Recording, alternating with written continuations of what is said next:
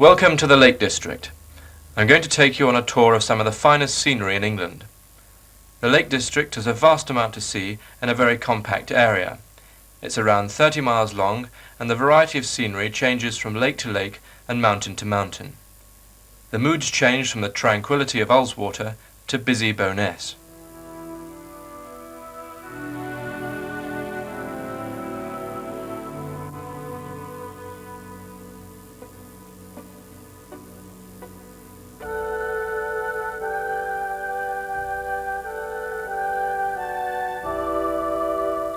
Bowness in summer is more like a seaside resort than an inland town, with thousands of day visitors, especially at weekends.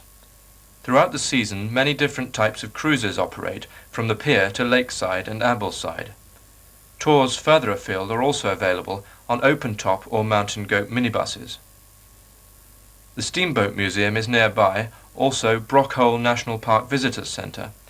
It's a good place to visit at the beginning of your holiday to find out what's available and enables you to plan your holiday to the best advantage.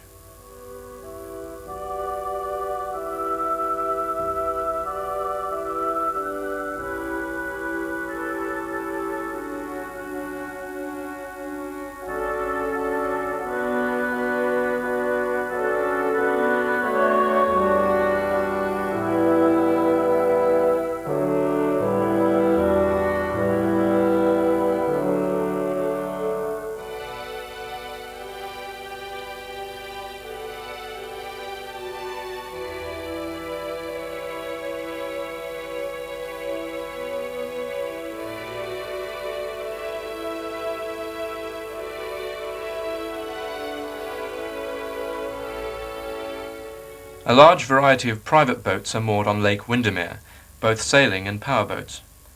Today it's the main recreational centre for all types of water sport. There are several ski schools and rowing boats available for hire, and there are also boating holidays which can be taken from here. There are many picturesque moorings, so no wonder it's so popular. The lake is 10 miles long.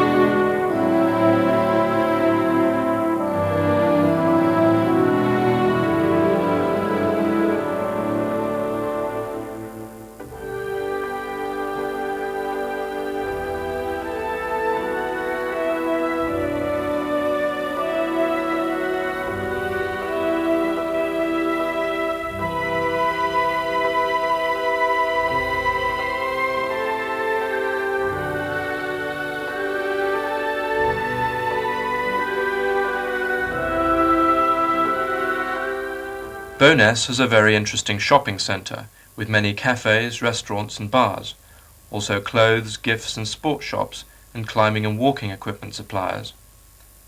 There are also art studios, boutiques, hotels, guest houses, and almost everything a tourist needs.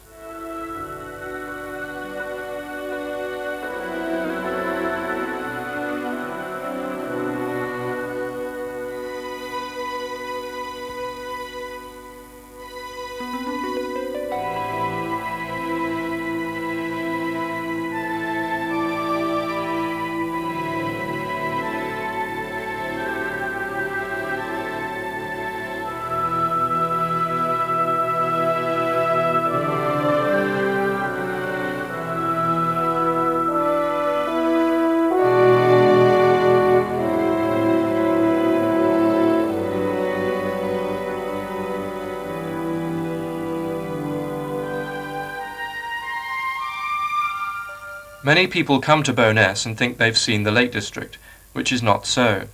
This is only the beginning, and I hope to encourage you to explore further. If you wish to get away from the crowds, just take some of the minor roads, and you'll soon believe that you have the place to yourself. We're now going over the Kirkstone Pass to Ullswater.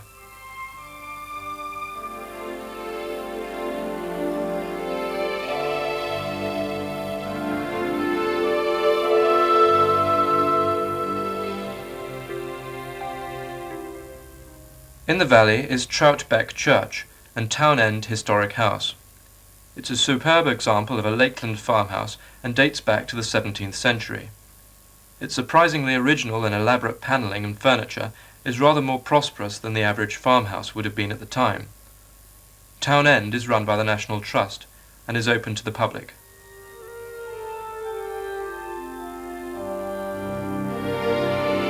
This view is of Brothers Water, which is said to have obtained its name from two brothers who drowned in it. I'll leave you now to enjoy the views of Patterdale, and I'll catch up with you at Ullswater.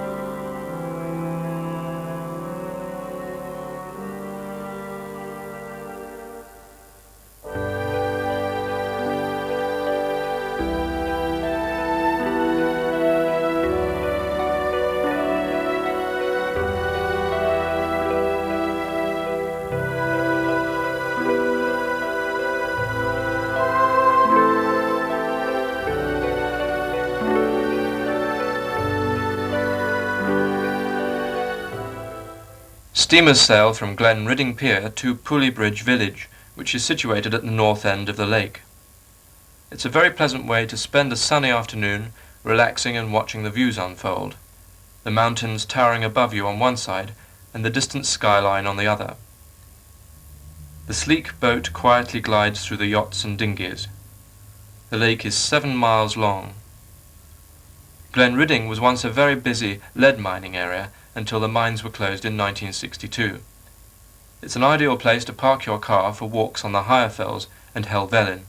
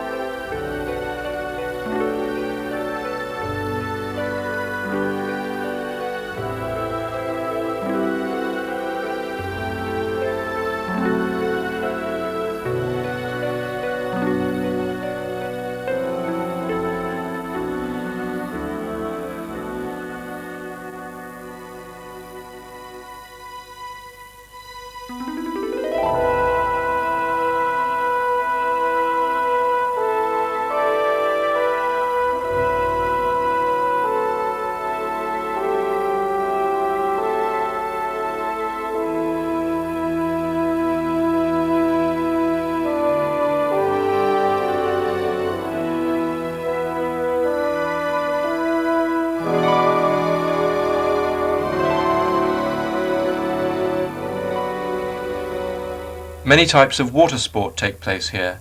You may launch your own boat at the slipway. There's no water skiing allowed as there's a speed limit on the lake. Fishing is reasonable here.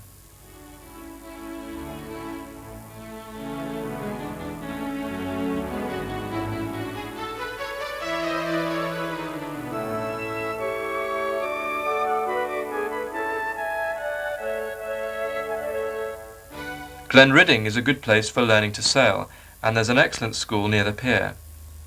The less energetic may be happy just watching the thrills and spills of the sailboarders. It's surprising that Ullswater is not more crowded, considering there's so much to do.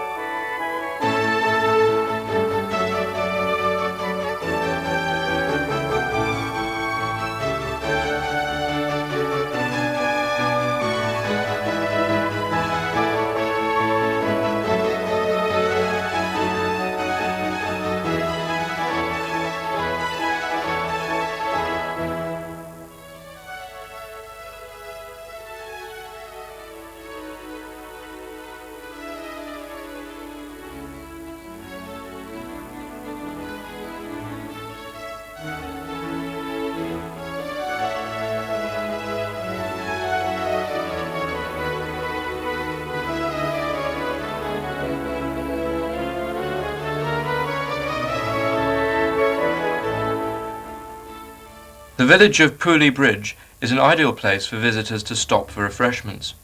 It has several cafes, and the Crown Hotel has a garden on the riverbank where you can sit and enjoy a drink, or paddle if you wish. It's not as commercialised as many of the villages, and has a more country atmosphere. There's a tourist information centre in the village, and rowing boats are available for hire on the lake nearby. This is where Ullswater runs into the river M.A.R.T.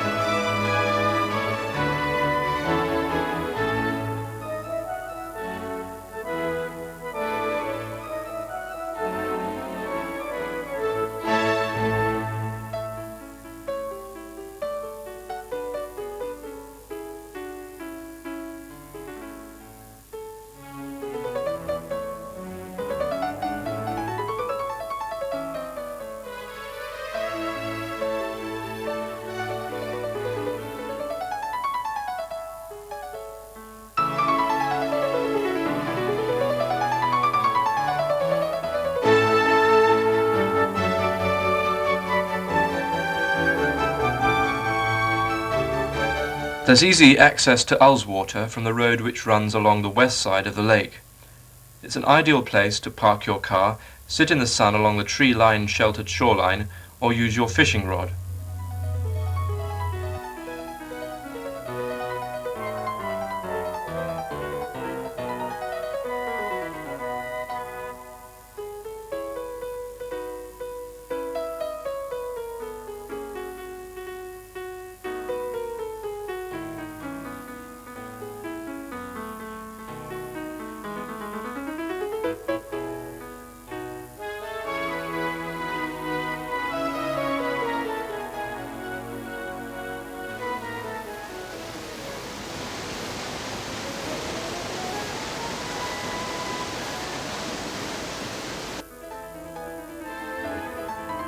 This is Grisdale, a favourite walking area and often missed by many people.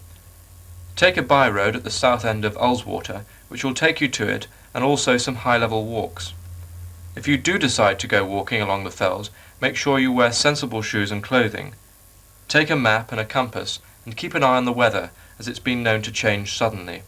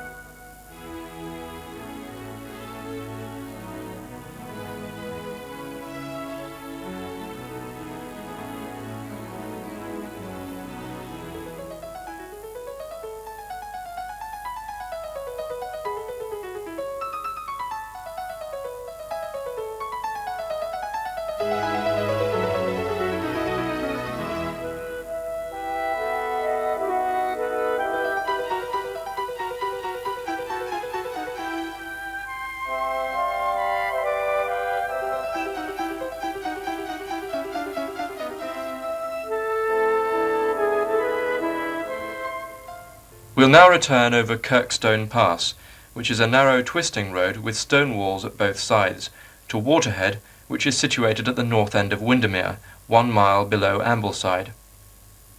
You may stop at the Kirkstone Inn for refreshments and enjoy the splendid views in several directions from this high vantage point.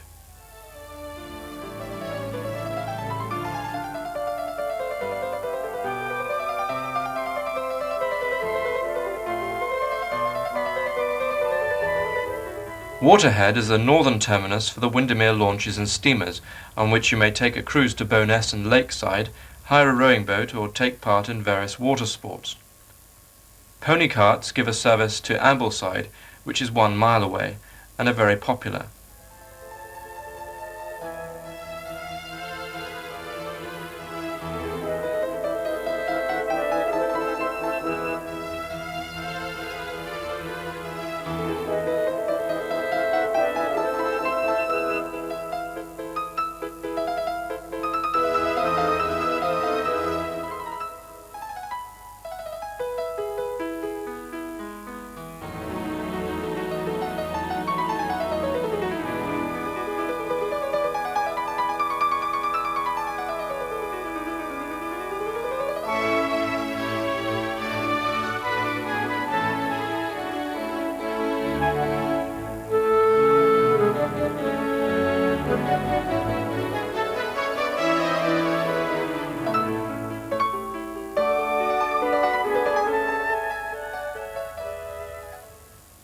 Please remember to keep your dog under control, as it can cause distress to waterfowl, sheep and lambs.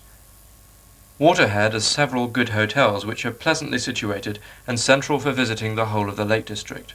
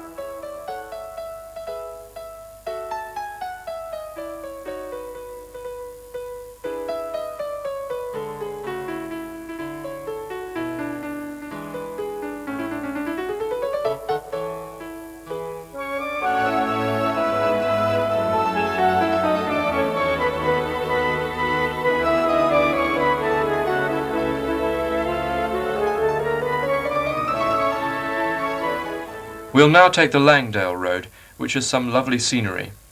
Many excellent walks onto the higher fells are available from here, and it's a very popular place, unspoiled by development. The narrow road can get quite busy in summer.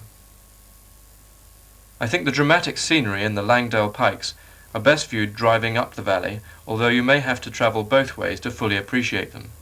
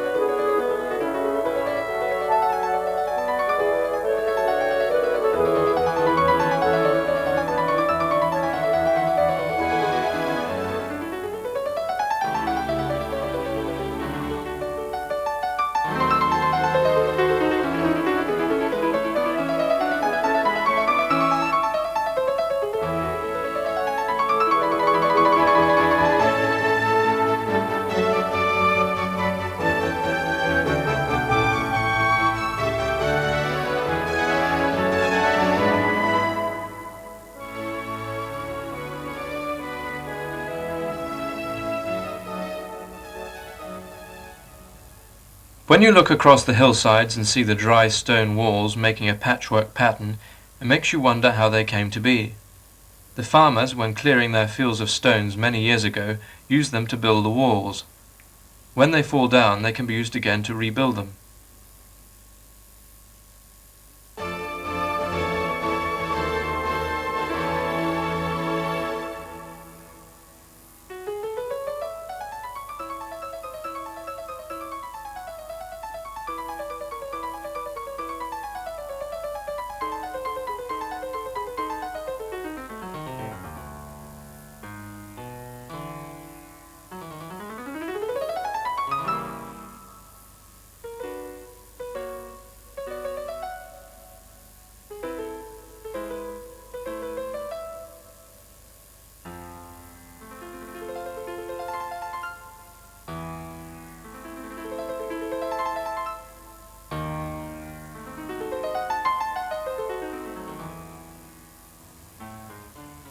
The volcanic rocks attract the rock climbers, and there are plenty of good climbs to suit all levels of competence. In summer you'll see many vehicles belonging to organised groups, both climbing, canoeing and walking. It's the largest playground in the country, with lots of campsites, youth hostels and bunkhouses.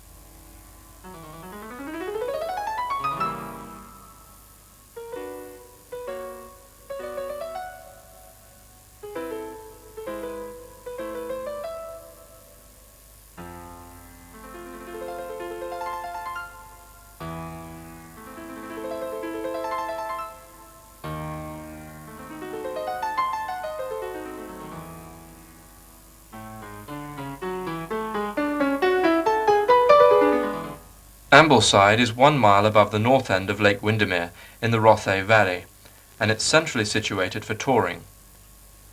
This is one of the major centres for the climbing and walking enthusiasts, and it has easy access to many good walks.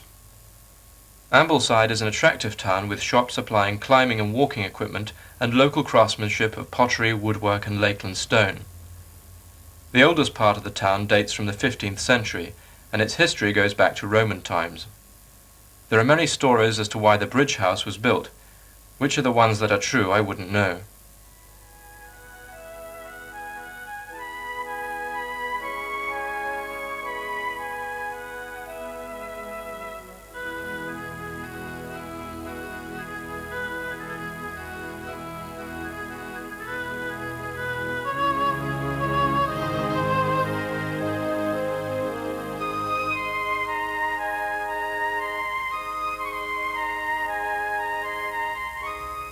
This riverbed is only a trickle at the moment, but can be a raging torrent when the snow is melting. The sheep are a more pleasant type of traffic jam. The brown sheep, you will see, are Herdwicks, a very hardy breed which are able to survive the hard winters on the high fells. They've been here since Roman times. They turn grey as they get older. You'll see several other breeds of sheep known as Swaledales, which are bigger and better for meat production.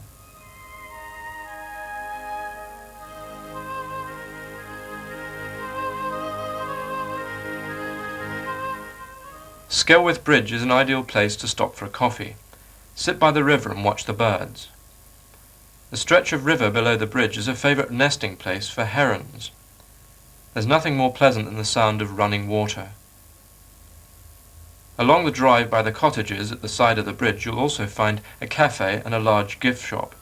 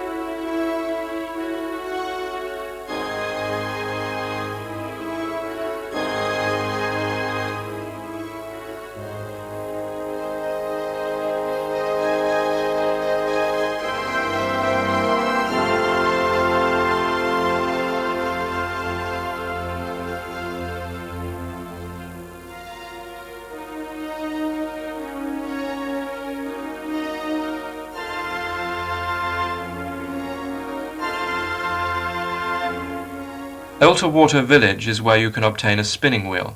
It looks a lovely relaxing pastime.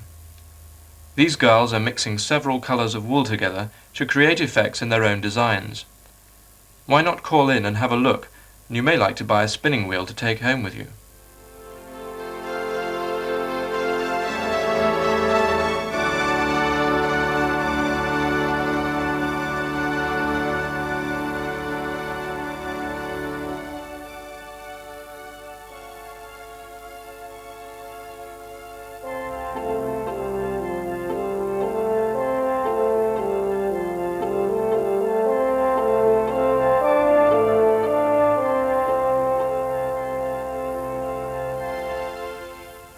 We are now going over the Rhinos and Hard Nut passes, which are the two steepest in the Lake District, but should not be missed.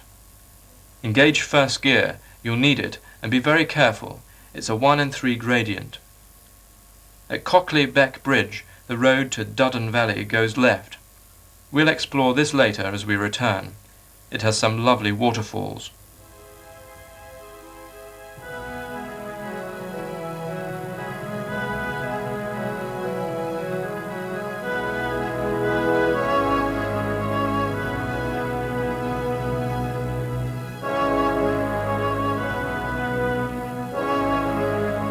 This is Eskdale, which runs westward towards Wastwater.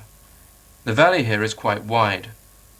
The mountains in the Lake District are the result of volcanic eruptions and movements in the Earth's crust millions of years ago. Then followed the Ice Age, when glaciers scraped out the valleys and the lakes. Then the weather eroded the rocks over many years. Several of the lakes are man-made reservoirs. In the past, far-sighted landowners landscaped areas with tree planting. The result is some very pleasing scenery.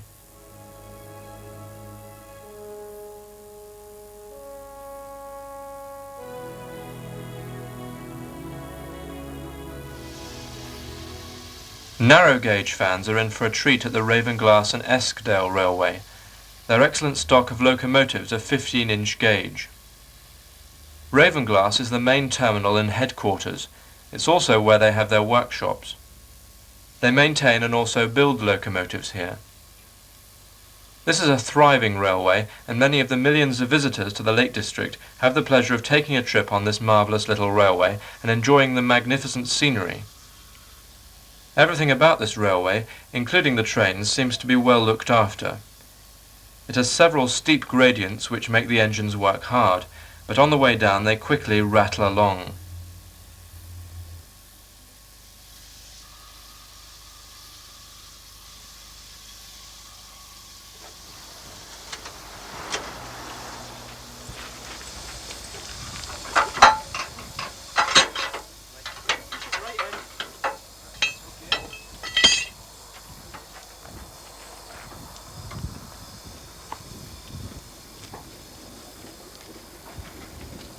Right, Dick, if you come round here now, put the key in.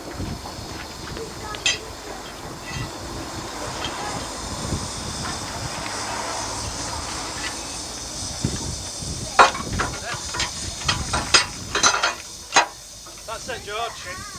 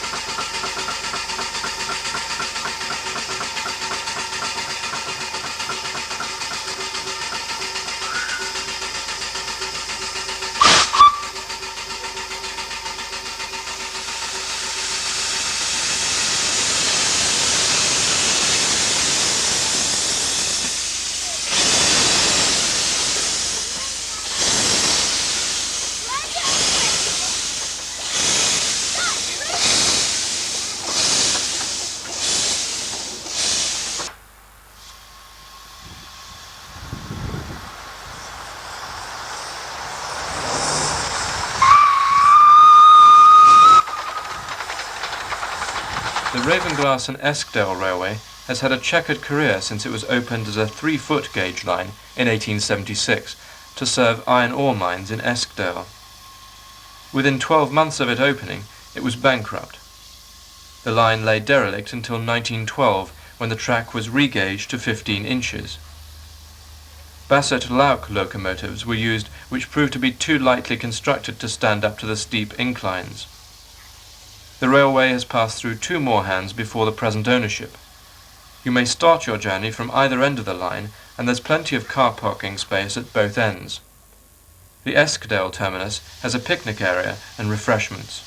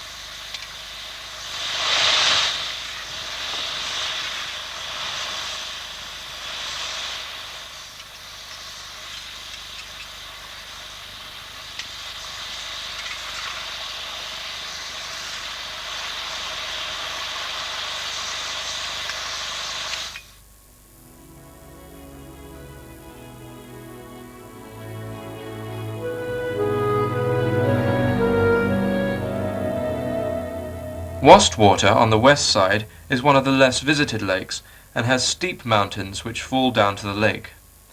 Sometimes the clouds seem to be resting on the mountain tops. The lake is a reservoir and no boating is allowed. It is said to be 258 feet deep and the mountains are nearly 2,000 feet high.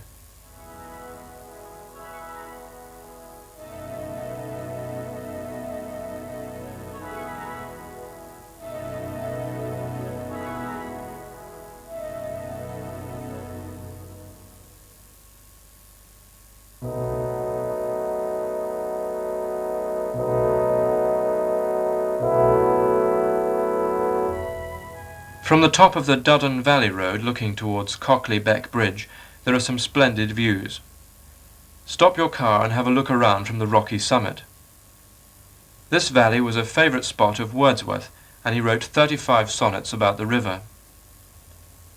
The river has some very fast-flowing torrents as it passes between huge rocks.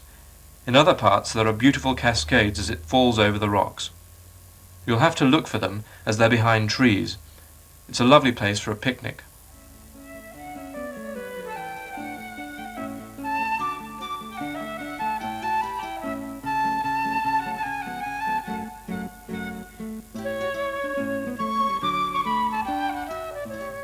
Approaching Hardnut Pass you can see the ruins of a Roman fort on the right, which used to guard the pack-horse route in days gone by. It's well worth stopping for a look. From the top of Hardnut Pass you have a splendid view over Eskdale towards the west coast. There are also some high-level walks from here. Coniston Village, like most of the others, is tourist-orientated, although there are few hotels. It has John Ruskin's tomb in its 16th century church and a small Ruskin museum nearby. He lived on the east side of the lake, and his house, Brantwood, is open to the public. There are splendid views from the house over the lake, with Coniston Old Man in the background. Coniston was once an important mining centre, the rich copper veins above the village being mined until the early 20th century. The lake is long, narrow and straight. Because of its length, some 5¼ miles, it's been used for attempts on the world water speed record. Donald Campbell lost his life attempting such a record in 1967. A short distance from the village you'll find the magnificent steam yacht Gondola. It's over 100 years old and was restored to its original glory by the National Trust. It's highly recommended for its silent transport and offers a summer service on the lake.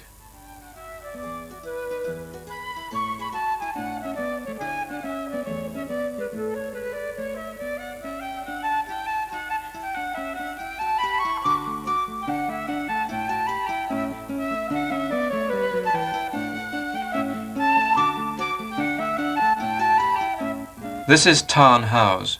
It was once several small tarns. 70 years ago a dam was built to raise the water level and make them into one. The trees were planted to create this popular beauty spot. It was bought by Beatrix Potter and she bequeathed it to the National Trust. You'll see it on many postcards and pictures. It seems to be one of the most visited places. There's a path around the tarn which enables you to see it from a different perspective. Take the paths through the trees on the left of the main road for some of the most beautiful walks. There are also superb views of Coniston and the mountains. The Old Man of Coniston rises to a height of 2,633 feet.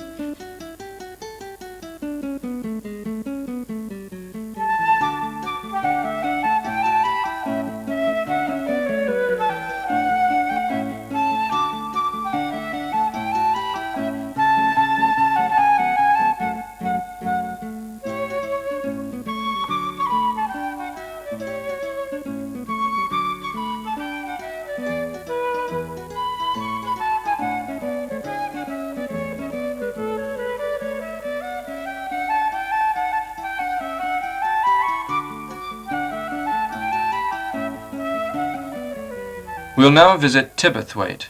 From here you can look across the valley. There are several old mines and quarry workings. They can be dangerous and you're advised not to enter them.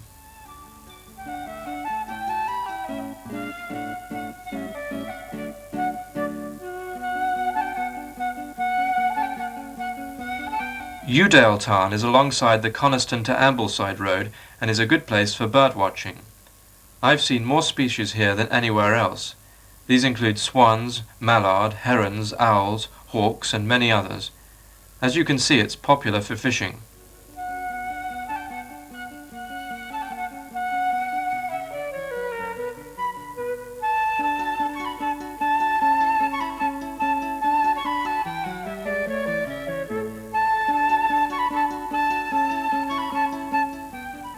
The attractive village of Hawkshead, with its 17th century timber-framed slate and stuccoed buildings and its quaint cobbled streets, are well worth a visit. Hawkshead lies in the Vale of Esthwaite.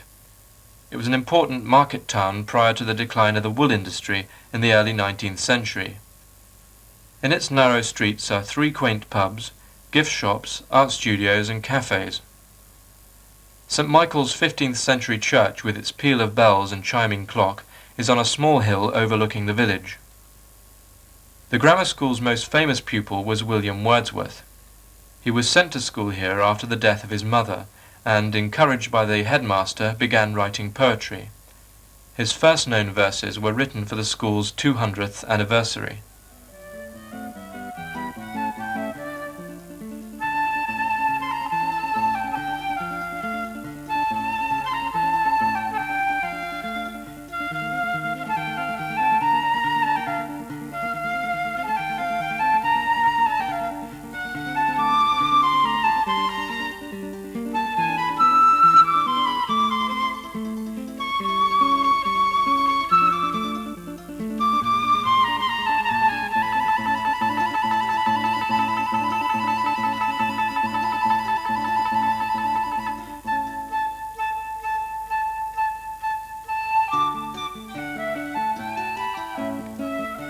You'll also find at Hawkshead Anne Tyson's cottage and the Beatrix Potter Gallery.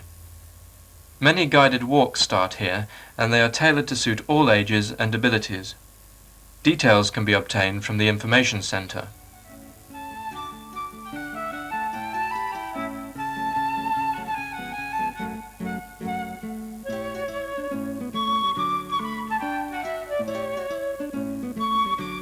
In the spring, the rhododendrons add a splash of colour to the countryside, and the wildlife appears more plentiful.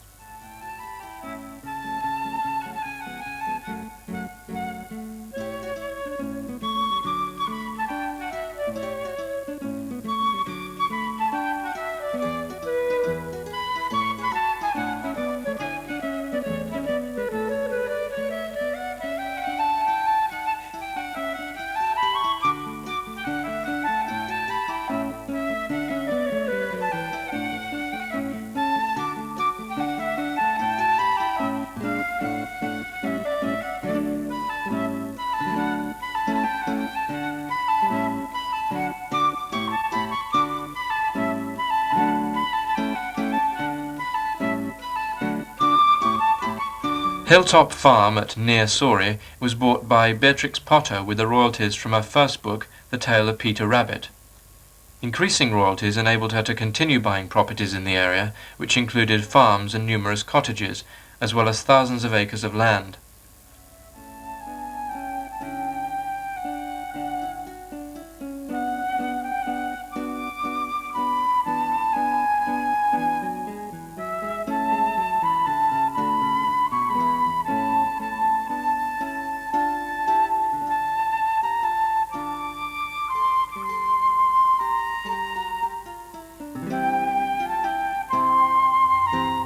Grasmere is the most attractive village, although it's almost completely turned over to tourism, most of the buildings being either hotels, shops or restaurants.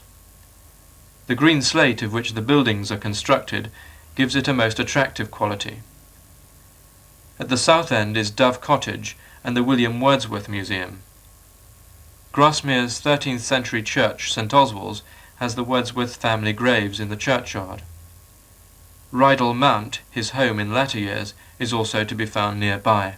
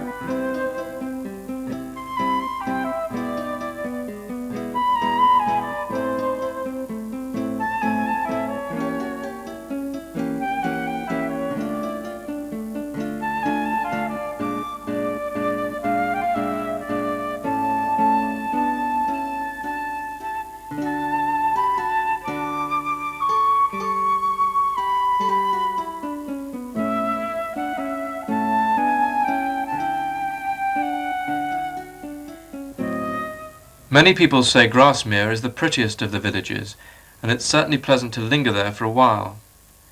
A small road rises above the village at the north end, which enables you to enjoy views of the surrounding countryside and look down onto the lake.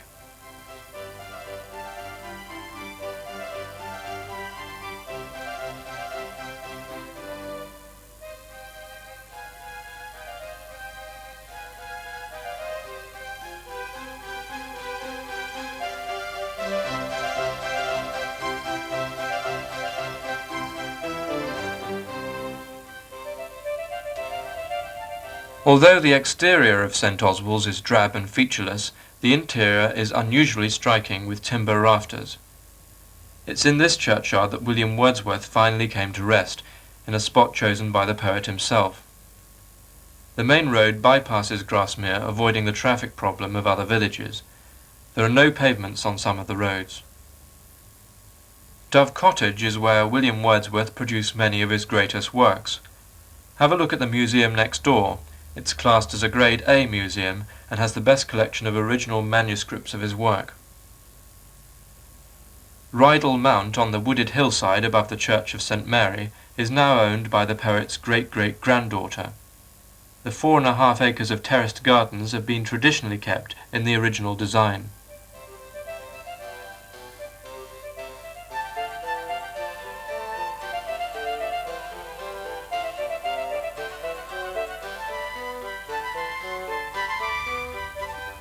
Many people think a coot and a moorhen are the same bird, which is not so. A moorhen has a white patch under its tail which it flicks up and down. A coot is usually darker in colour and has a white area above its beak. Their feet are not webbed and are large, which enables them to walk on lily pads.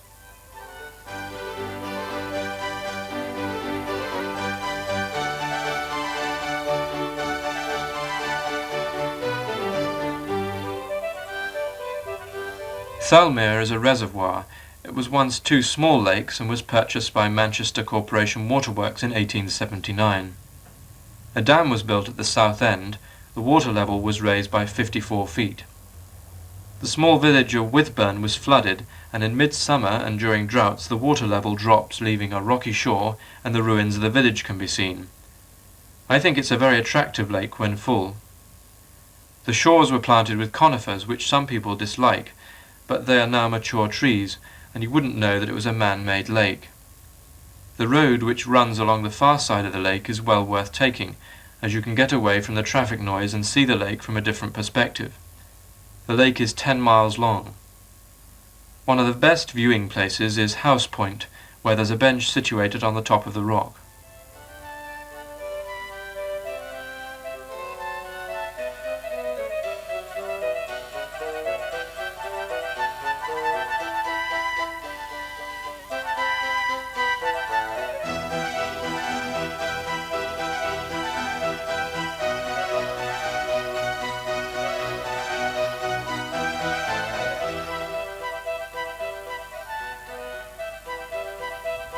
A short distance from the north end of Thirlmere is St. John's in the Vale Road. It's well worth making a detour along it. Evening time, as the sun is setting and the shadows are long, is an ideal time and gives a more dramatic effect.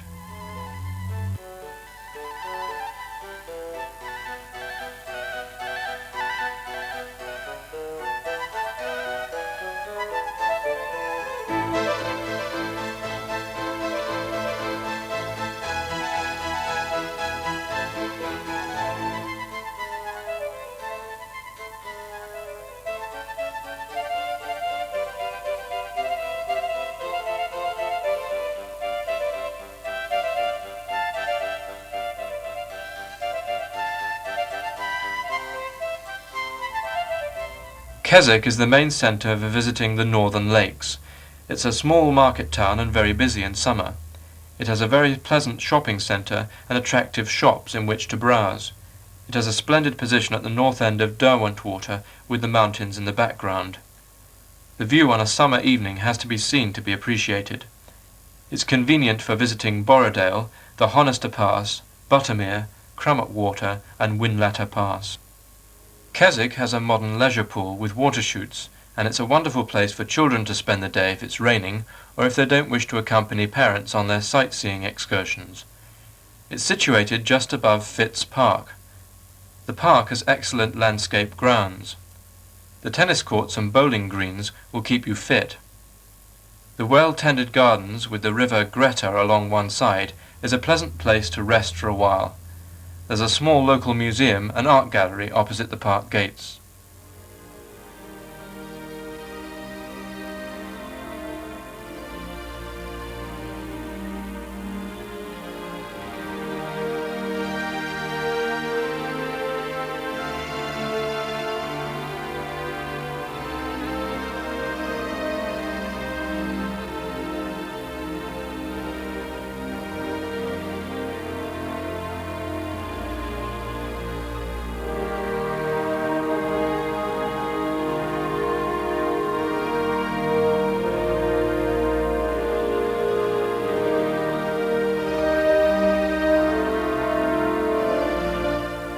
Lakeside at Keswick is where you can take a trip on a motor launch, or maybe hire a rowing boat.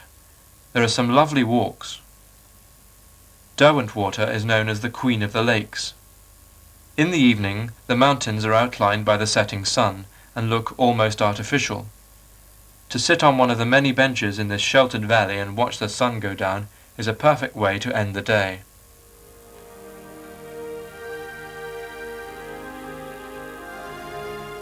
Sunrise over the mountains, birds sing in the trees, golden lakes a-glitter, peaceful as can be. Dewdrops wet your feet, wild flowers scent the air, the freshness of the morning, wish more I do not dare. My boat cuts through the water, ripples spread afar, I must be in heaven or riding on a star. I think I must be dreaming, is paradise like this? I've never known such pleasure, or had a dream like this. The sparkle of the water as I speed along, the wildfowl on the water do not break into song. Alas, I have to leave you, the time is swiftly gone. My heart will stay behind with you, that's why I sing this song. After I have gone away, you may hear the people sing, it gave me the greatest pleasure, it's the best of everything.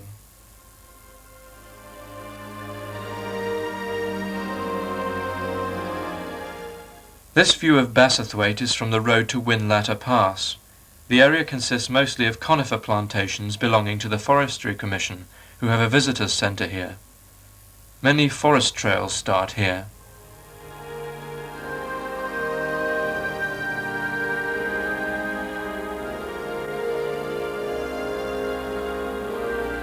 Newlands Bridge on a summer's evening is a splendid place to stop and enjoy the view of Newlands Valley. The setting sun gives the shadows on the mountain skyline a warm glow. You also have a more interesting view of the mountains surrounding Keswick from here.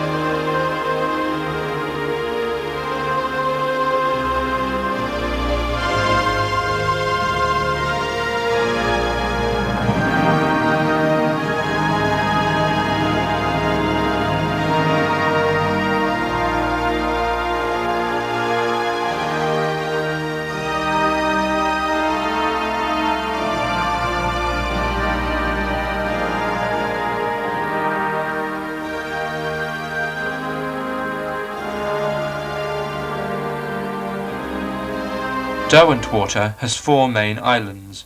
From the Portinscale Road you have a more elevated view and quiet places to park. It's a beautiful lake with the craggy Castle Rig on the east side, gentle Derwent Fells on the west, and Grange at the south. It's known as the Queen of the Lakes. The shores are heavily wooded, many of which are oak trees.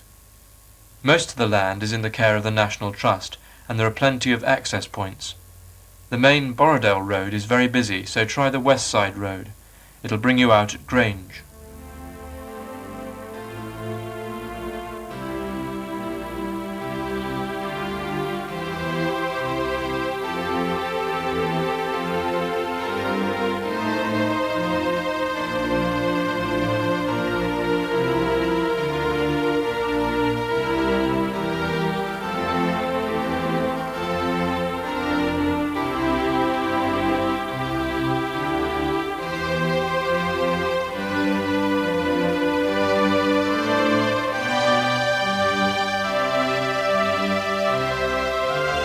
We've now left Derwentwater and are travelling along Borrowdale towards the Honister Pass, which will take us to Buttermere and Crummockwater. Borrowdale opens out into a patchwork of lush meadows dotted with farmhouses.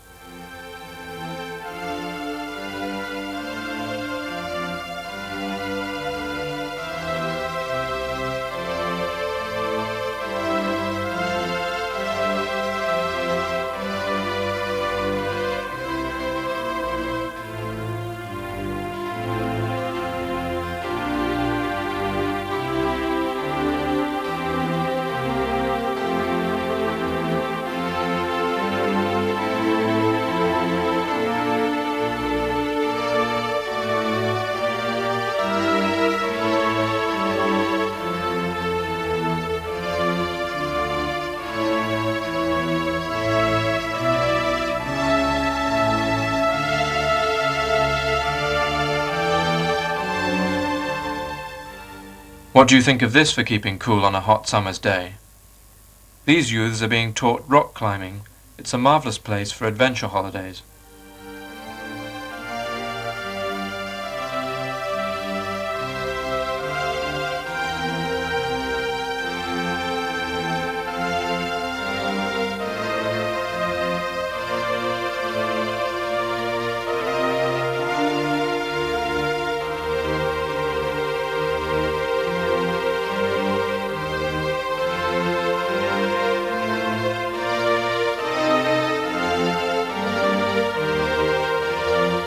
As you reach the summit of the pass and leave the trees, the terrain becomes more rugged and is a complete contrast from the Borrowdale side.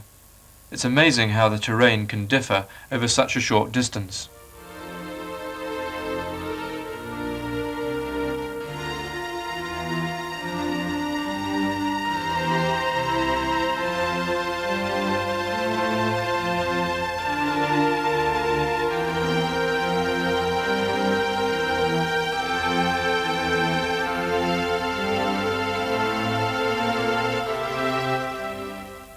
The Honister Pass has a gentle gradient on one side, but is quite steep on the other. It's a good road and is easy to negotiate.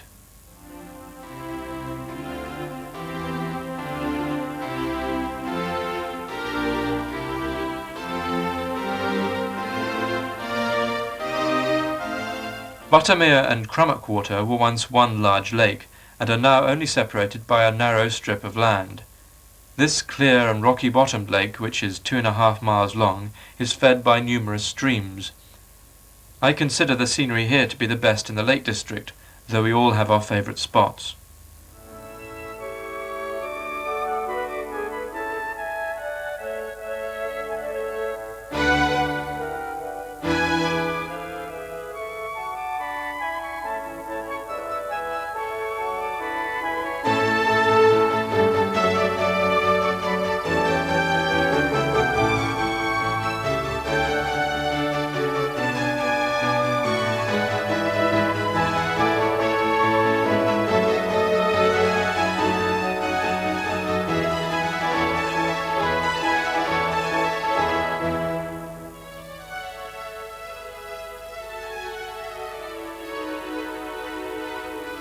There are many different breeds of cattle, including French Charolais and Highland cattle in the Lake District.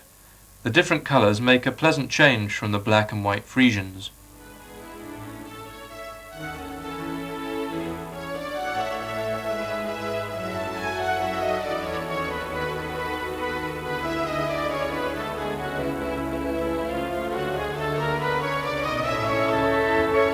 From the Loweswater Road, the views of the distant mountains are superb. Loweswater, which means leafy lake, is not a very impressive lake, although the area is noted for its rich variety of wildlife. The distant fells fan out like the fingers on a giant's hand.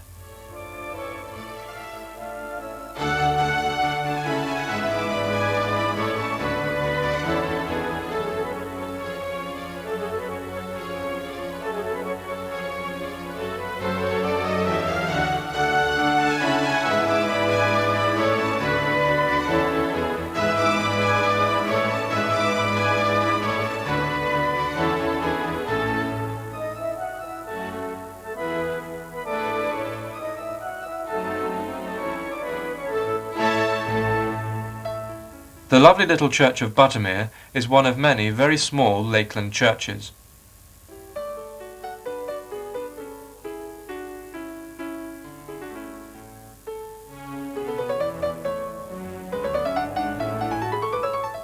The Fish and Bridge hotels at Buttermere will cater for your refreshments, and you can gain access to the far side of the lake from here.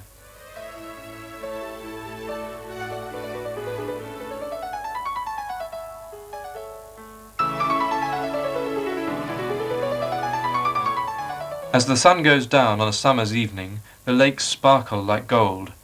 I think this is the nicest time of day, when most people have gone home.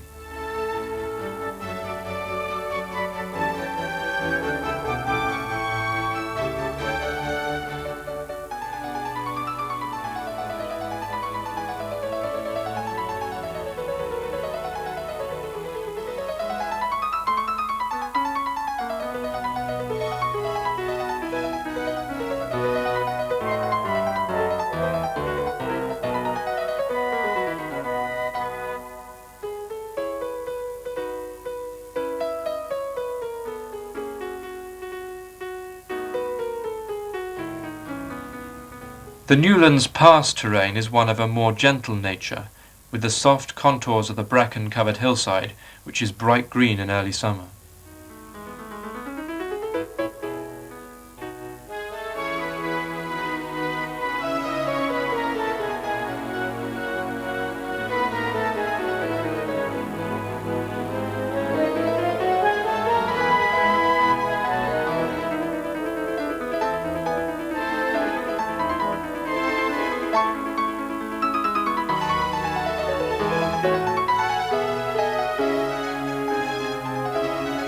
Ashness Bridge, with its single arch, was originally used by pack horses in the 18th century and is wider than most. Surprise View above Keswick is a fine vantage point for viewing Derwent Water.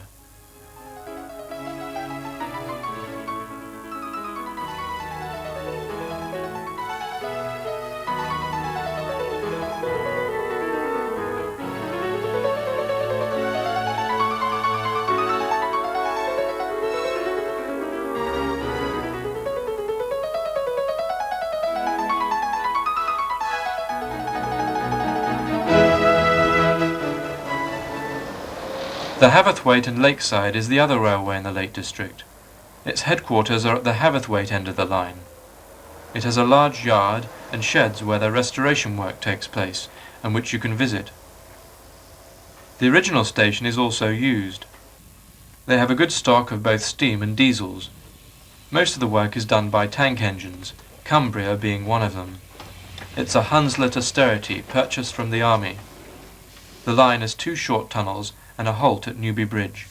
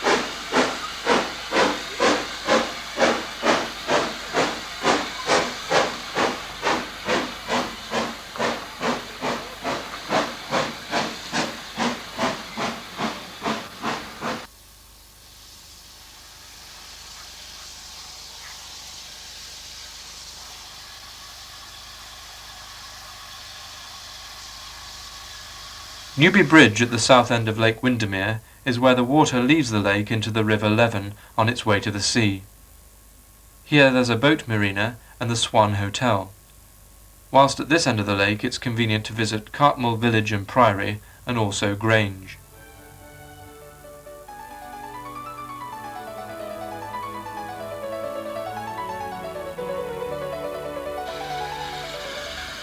The trains connect with boats at Lakeside Station on Lake Windermere. Your ticket enables you to combine a cruise to Bowness and Ambleside to enjoy the beautiful scenery.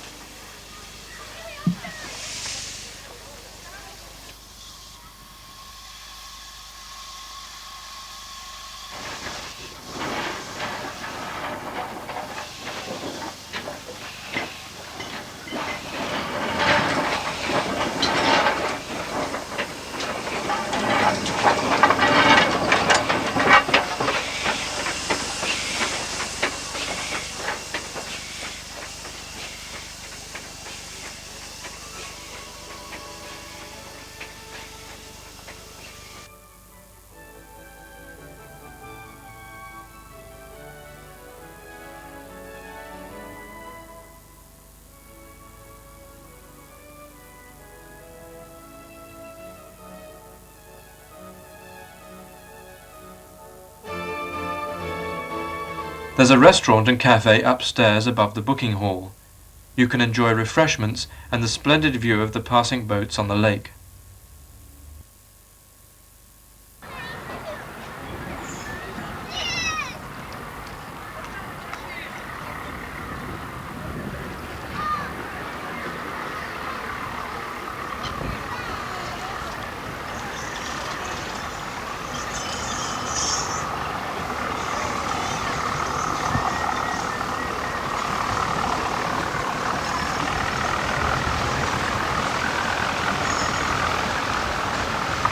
Good afternoon, ladies and gentlemen. On behalf of the Windermere Iron Steamboat Company, the captain and crew welcome you aboard the MV Swan. Firstly, we ask you to listen carefully to the following safety announcement. This vessel is equipped with float-free buoyancy apparatus, which is situated on the main and upper decks in the form of seating. There are also a number of life buoys.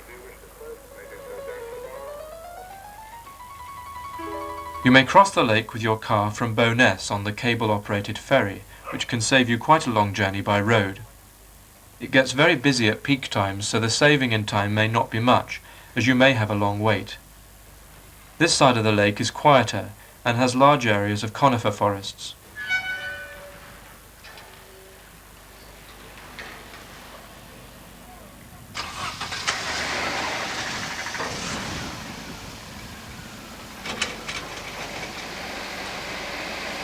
Yeah, that's the way it used to be.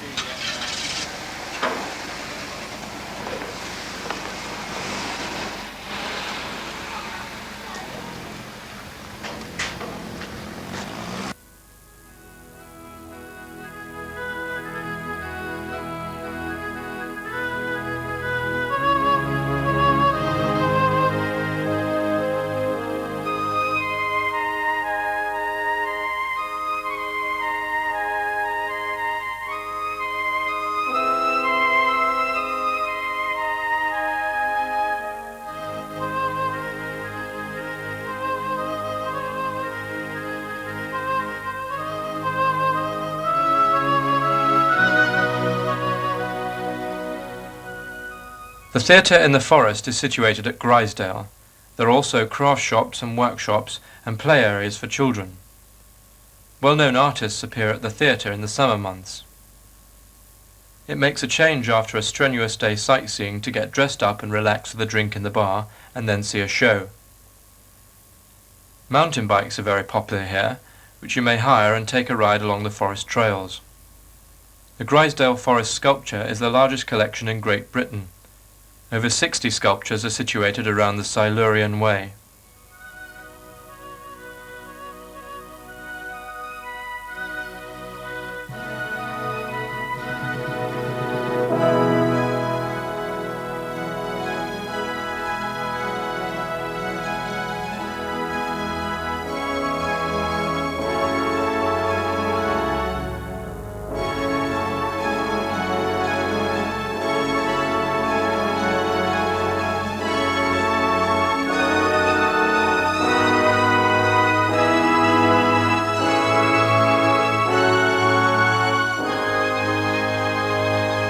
There's a wide variety of wildlife in the Lake District, including red squirrels and deer, but they are very timid creatures and difficult to find.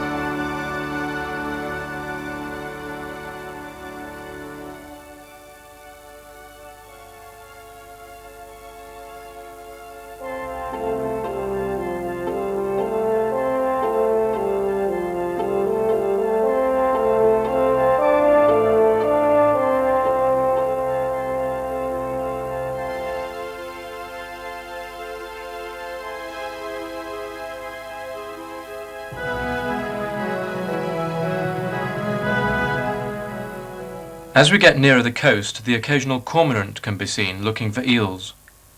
This one is putting up a struggle. I don't think it likes the idea of being swallowed alive.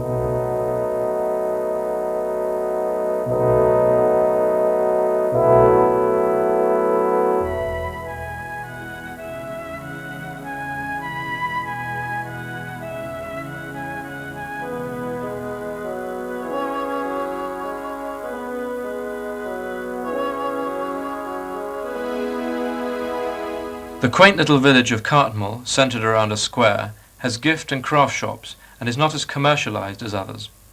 The main attraction is the huge priory which dwarfs the village. It was founded by William Marshall in the 12th century. It's been restored several times and is a combination of several styles. The east window is 15th century.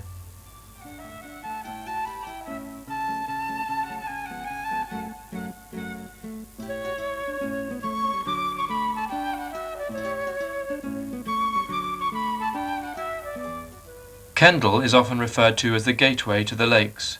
It's not far from Bowness if you wish to visit a larger town. Take a look at the Brewery Art Centre and Kendal Museum, or Abbott Hall Gallery and the Lakeland Life Museum. The town has some of the high street chain stores, also tiny alleyways with small shops. There's also a modern shopping precinct for rainy days. Nearby is St Anne's Church. The riverbank to the weir is a pleasant stroll.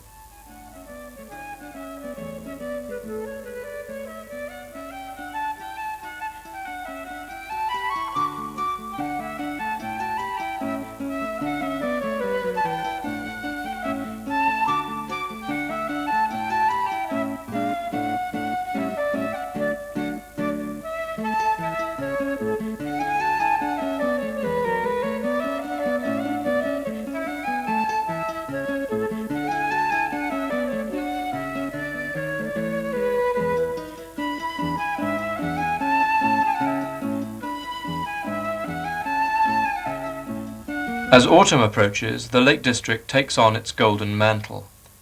These pictures were taken in the last week of October and the first week in November. See the contrast between the dark evergreens, brown oaks and feathery spruces, and the bright yellow and gold broadleaf trees.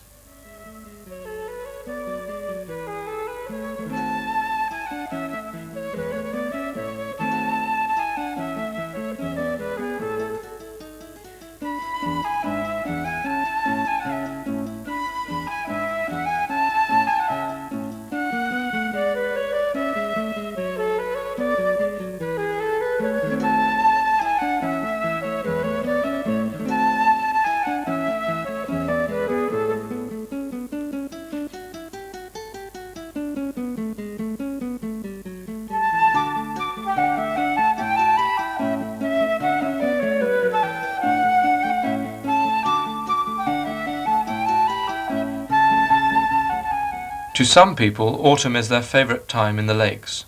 The roads and villages are quieter and accommodation is easier to find. Some of the views are straight off the artist's canvas. There's a different picture at every turn in the road. The soft carpet of leaves cushions the woodland walks. The streams and waterfalls are usually in full flow by now.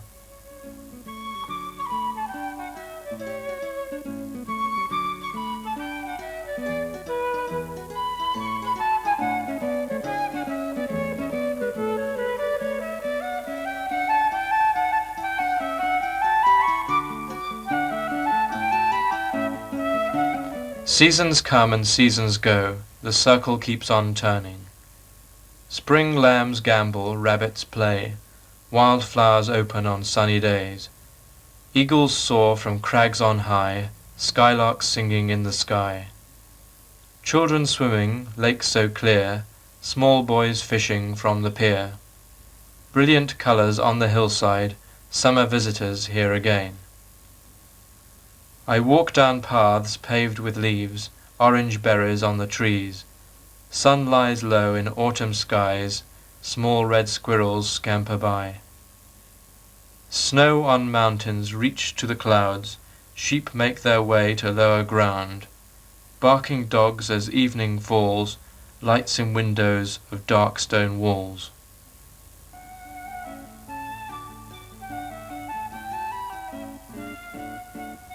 If you can be enticed to leave your cars and coaches to see some of the more inaccessible treats, you have many pleasures to come.